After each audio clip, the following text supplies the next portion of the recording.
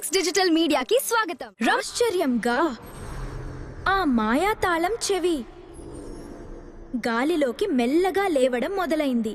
అప్పుడు లైబ్రరీ గోడలన్నీ వింత గుర్తులతో ప్రకాశించడం మొదలుపెట్టాయి.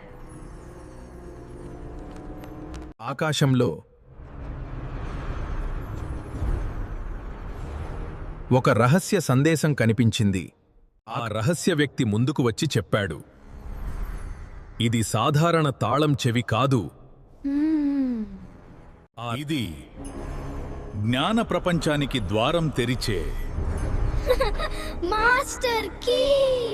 నలుగురు పిల్లలు ఆశ్చర్యంగా చూస్తూ నిలబడ్డారు. వారి అసలు అడ్వెంచర్ ఇప్పుడే మొదలైంది. లైక్ చేయండి, షేర్ చేయండి, సబ్స్క్రైబ్ చేయండి.